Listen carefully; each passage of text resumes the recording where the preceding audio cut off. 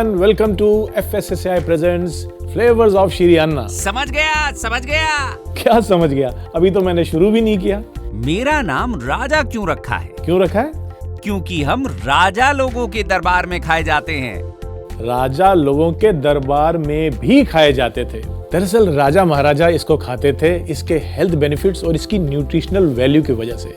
18वीं शताब्दी में जो मैसूर के सुल्तान थे हैदर अली खान साहब, ऐसा मेंशन्ड है हिस्ट्री में कि वो रागी की रोटी को पानी के साथ खाते थे। और उसी दौरान यानी कि 18वीं शताब्दी में ही एक सिपाही थे ब्रिटिश हुकूमत के जिनका नाम था जेम्स करी, और इंसिडेंटली इनको हैदर अली खान साहब ने और टीपू सुल्तान ने बंदी भी बना कर रखा था। उन्होंने भी लिखा कि उनको जेल के अंदर रागी की रोटी मिलती थी। तो देखा आपने, एक ही समय पर राजा भी और कैदी भी दोनों इसको खाते थे। अच्छा, तो ये बात है। ये बात है। तो राजा जी, मैं आपको मिलेट्स के बारे में और भी जानकारी देता रहूंगा, लेकिन पहले हम आज की रेसिपी शुरू करते हैं। आप बनाइए, मैं तो चला। आज हम बनाने वाले हैं रागी के चिल्ले। रागी जिसे हम नाचनी भी कहते हैं। इसका फायदा ये है कि इससे जो हम चिल्ला बनाएंगे वो एकदम ग्लूटेन फ्री होगा। तो है ना ये कमाल की चीज।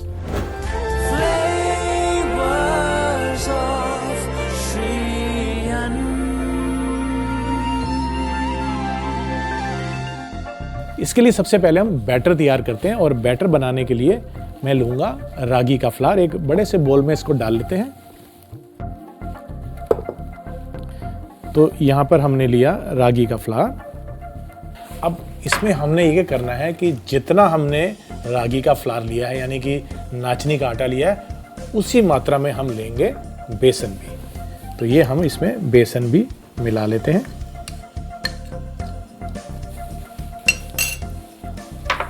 और इन दोनों को हमने बैटर बना के रखना है, लेकिन इसको और भी ज़्यादा न्यूट्रिशियस और हेल्दी बनाने के लिए इसमें हम कुछ सब्जियां डाल सकते हैं जो कि इंटरेस्टिंग है। इसमें चॉइस आपकी हो सकती है कि आपको जो सब्जियां पसंद है वो इसमें आप डाल सकते हैं। तो इसके लिए पहले मैं पालक को थोड़ा काट लेता हूं। तो हम थोड़ा इसको पतला श्रेड करेंगे। कारण ये है कि चिल्ला बना रहे हैं तो इसमें मोटा मोटा ना है, इसलिए हम इसको थोड़ा पतला पतला काट लेंगे।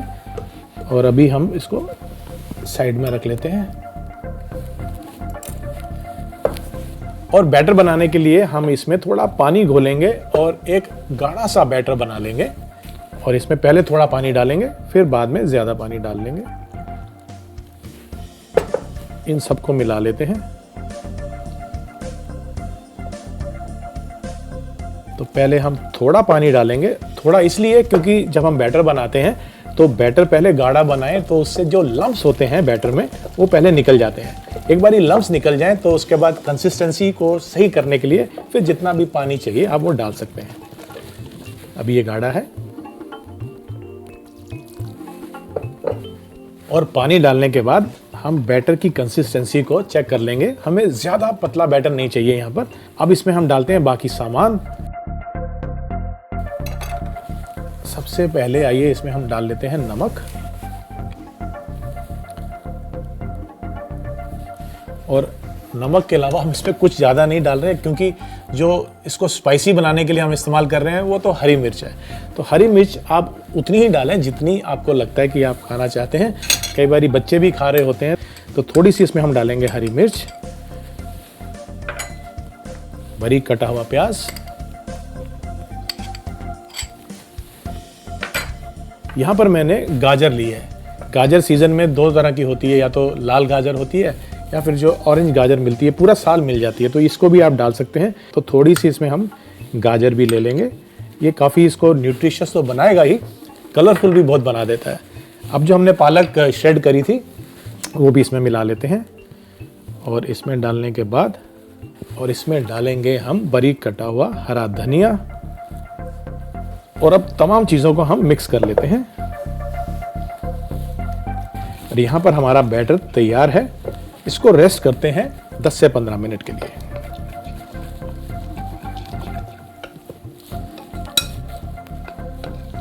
तो सबसे पहले हम पैन गरम कर लेते हैं। तो मैं लेता हूं एक फ्राई पैन और इसको गरम कर लेते हैं। और इसमें डालूंगा मैं थोड़ा सा ऑयल।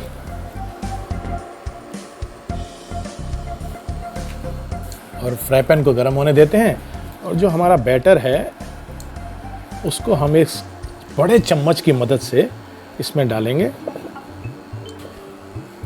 तो पैन गर्म हो गया है, आइए इसमें हम ये बैटर डाल देते हैं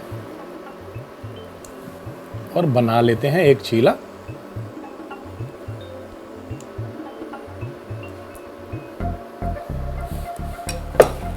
चीले को हमने धीमी आंच पर पकाना है, यानी कि जो इसकी हीट है वो हमने मीडियम रखनी है।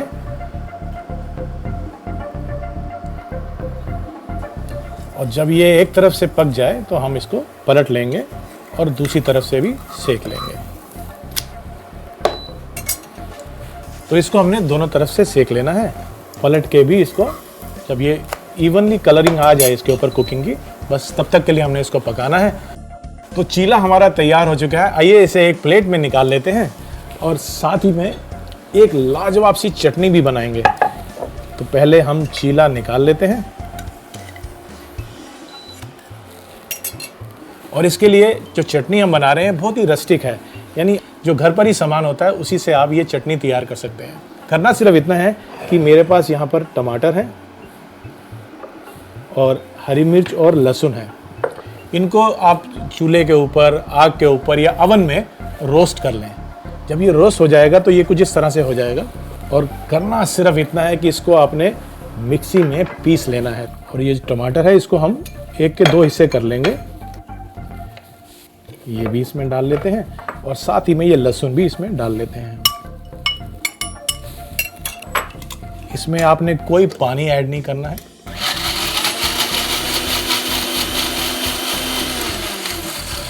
तो ये चटनी आप चाहें तो इसको थोड़ा सा कोर्स यानी कि दरदरा पीसें, या फिर महीन चटनी जिसको हम डिप की तरह भी इस्तेमाल कर सकते हैं, उतना महीन भी कर सकते हैं।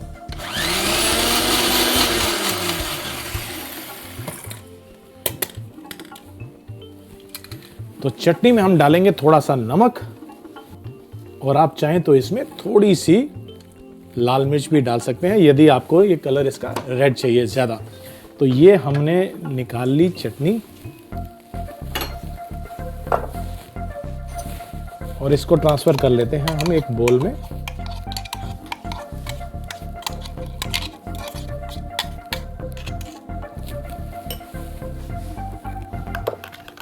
और अब इसमें डालेंगे हम नींबू का रस।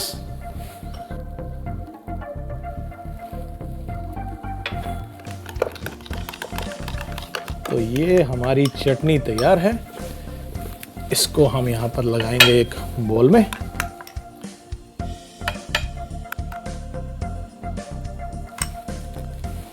तो लीजिए जनाब, हमारी रागी के चिल्ले की रेसिपी तो तैयार हो गई। ये तो एक रेसिपी है। अब देखिए ना, मिलेट्स को तो हजारों सालों से खाया जाता है। इसको राजा महाराजा भी खाते थे, इसको आम जनता प्रजा भी खाती थी और कहा जाता है कि ये भगवान को भी अर्पित किया जाता था मंदिरों में। तो इसका मतलब ये हुआ कि कम से कम कितनी हजार डिशेस बनती होंगी मिलेट से। हम यहाँ बना रहे हैं कुछ ही डिशेस।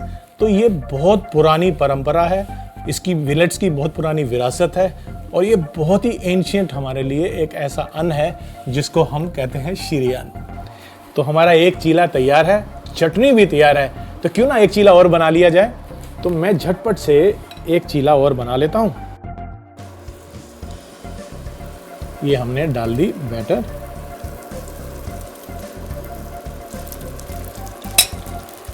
जब ये एक तरफ से पक जाएगा, वैसे ही जैसे हमने पहला चीला बनाया था, इसको भी हम दोनों तरफ से सेक लेंगे।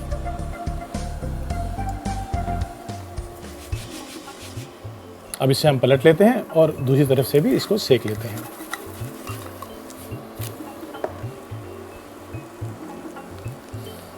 आइए अब इसको निकाल लेते हैं प्लेट में।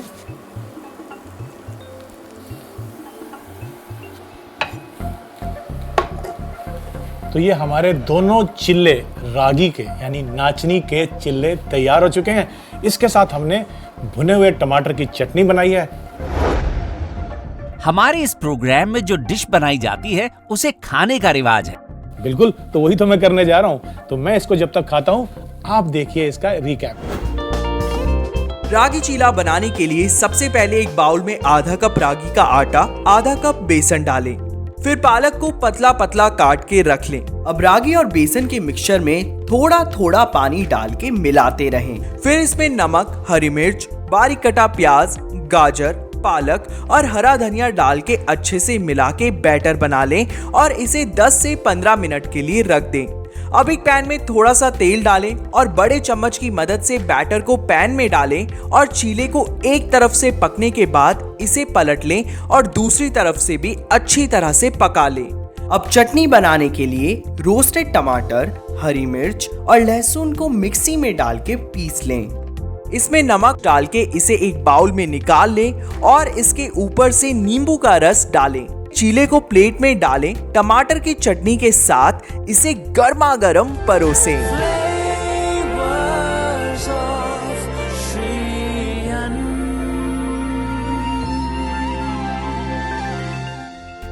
खाने की और रेसिपीज की बातें तो चलती रहेंगी, क्यों ना कुछ ज्ञान की बातें कर लें।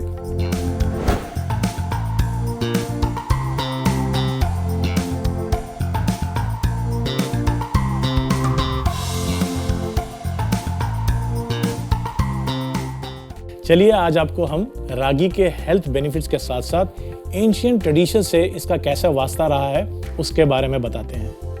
आंध्र प्रदेश में आज भी नगुला चावती, जो कि दिवाली के 4 दिन बाद पड़ती है, उस दिन रागी की एक डिश बनाकर नाग देवता को उसको चढ़ाया जाता है। आंध्र प्रदेश में ही दिवाली के बाद पैनकेक बनाकर खाने का एक रिवाज है। तो हुई ना ये मजे की बात, खाने के साथ साथ ये हमारी संस्कृति में भी जिंदा है। FSSAI presents flavours of Shree अन्न में मिलते हैं ब्रेक के उस पार एक और नई रेसिपी के साथ।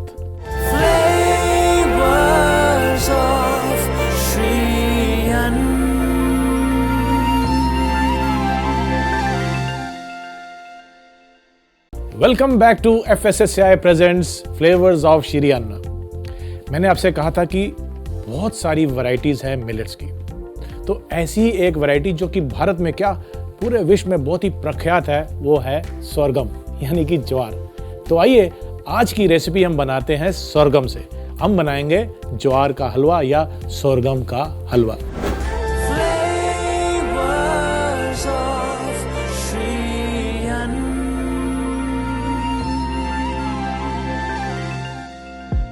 आप सोच रहे होंगे कि सोरगम क्यों?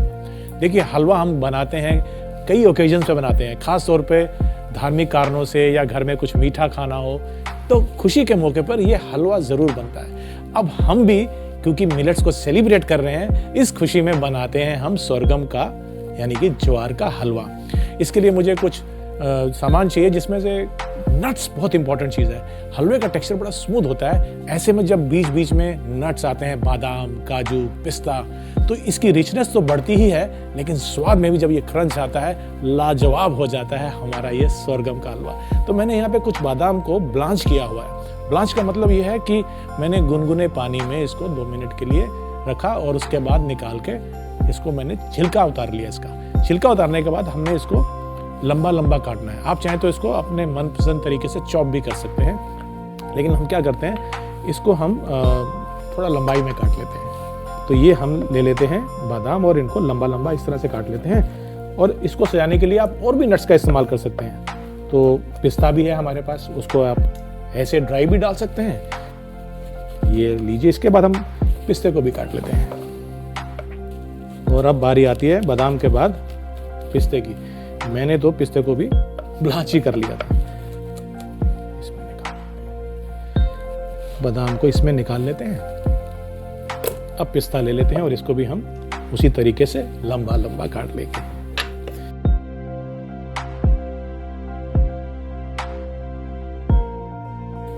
ये हमने पिस्ता भी लंबा काट लिया। तो लीजिए जनाब, पिस्ता तो स्लाइस हो गया। अब इसको एक बोल में निकाल लेते हैं और साइड में रख लेते हैं।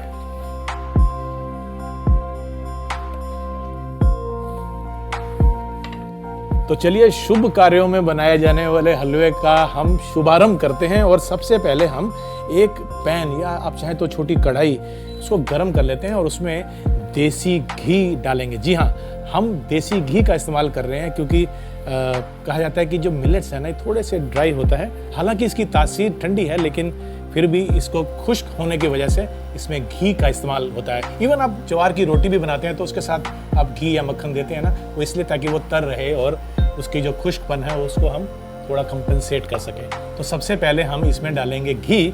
यहाँ मैं देसी घी ले रहा हूँ।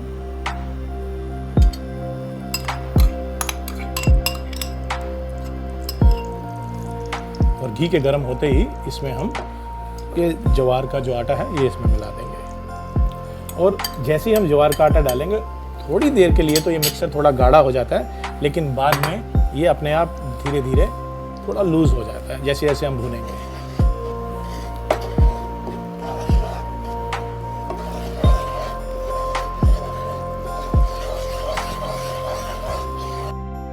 और जैसे ही धीरे धीरे ये पकता जाएगा, थोड़ा थोड़ा घी जो है सतह पे आना शुरू हो जाता है। सोरगम या ज्वार का एक और फायदा ये है कि ये इजीली डाइजेस्टिबल है, ये हजम आसानी से हो जाता है। आप देख सकते हैं कि इसका जो अब रंग है वो धीरे धीरे सुनहरी होता जा रहा है, और साथ ही में एक अरोमा जो इसकी फ्रेग्रेंस आती है भुनने की, वो भी अब किचन में महसूस की जा सकती है। लाइट ब्राउन हो गया। इसमें हम इस स्टेज पे थोड़े से नट्स डाल सकते हैं जो साथ साथ भुनते भी रहेंगे। तो इसमें मैं लंबे कटे हुए थोड़े से बादाम डाल रहा हूँ।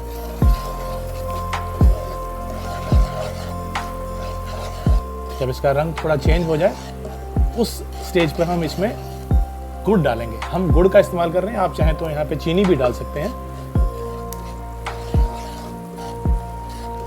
ये हम इसमें गुड़ डाल देंगे जिसको हमने ग्रेट किया हुआ है। धीरे धीरे जो गुड़ है वो पिघलना शुरू हो जाएगा और एक बॉडी मिलने शुरू हो जाएगी हलवे को।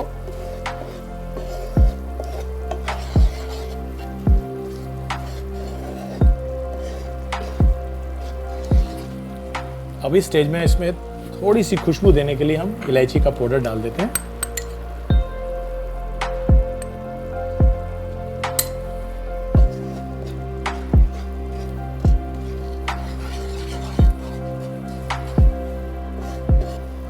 इसका इंडिकेशन ये है कि जब घी और भी ज्यादा धीरे धीरे छोड़ने लगे, सतह के ऊपर आने लगे, तो ये भुन चुका है। और खुशबू तो बता ही रही है कि ये भुन गया है।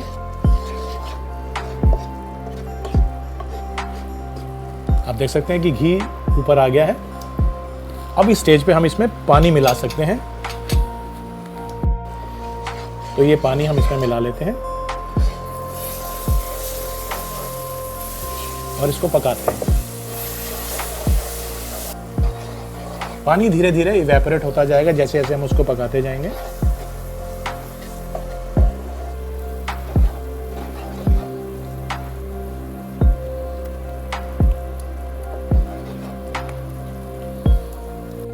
तो लीजिए, हमारा सोरगम हलवा तैयार हो चुका है। अब इसको सर्व करते हैं। तो मैं ये वाला बाउल ले लेता हूं और इसमें हम निकाल लेते हैं इस हलवे को।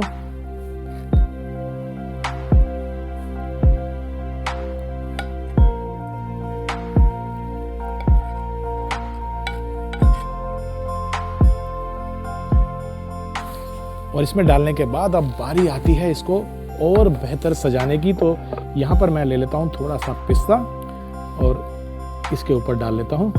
मैं थोड़ा सा डाल रहा हूँ, आप भरपूर भी डाल सकते हैं। बेहतर यही होगा कि इसके अंदर काफ़ी नट्स भी हों, जो कि बहुत अच्छा लगता है जब आप खाते हैं हलवे को।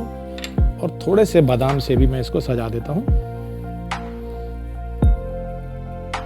ये लीजिए।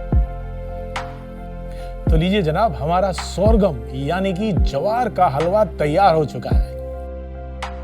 ये जरूर राजा महाराजाओं की डिश रही होगी।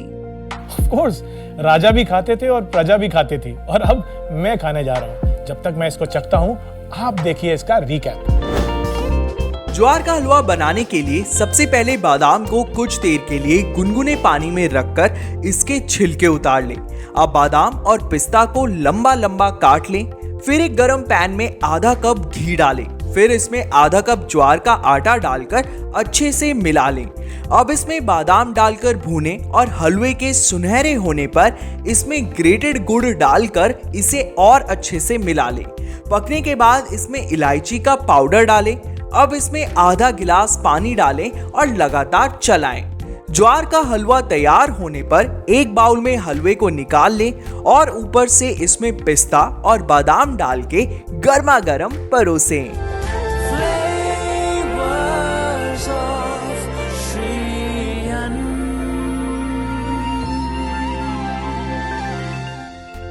तो देखा आपने मिलेट्स की नई नई रेसिपी बनाने का कितना स्कोप है। आप भी घर पे मिलेट्स की नई नई रेसिपी को ट्राई करते रहें, एक्सपेरिमेंट करते रहें। न जाने किस दिन कोई ऐसी रेसिपी बन जाए जिसे राजा और महाराजा खाया करते थे। अगले एपिसोड में मिलेट की एक और रेसिपी के साथ फिर से हाजिर होंगे। तब तक के लिए नमस्कार। मैं आपको बता दूं, आप टेक 2 यहीं से लेंगे, लेकिन नेक्स्ट क्यों क्या है boss? I have to come forward ना, प्लीज डोंट मूव। नहीं प्रॉब्लम नहीं। Do have to say that राजा और प्रजा वाला, या नहीं बोलना वो? अब यहाँ से शुरू करेंगे कुकिंग का। Okay, this camera. हमारे इस प्रोग्राम में जो डिश बनाई नहीं ये तो हो गया ना, इसके बाद तो कुछ नहीं। ये हटाना बेटे बर्तन, अगर क्लियर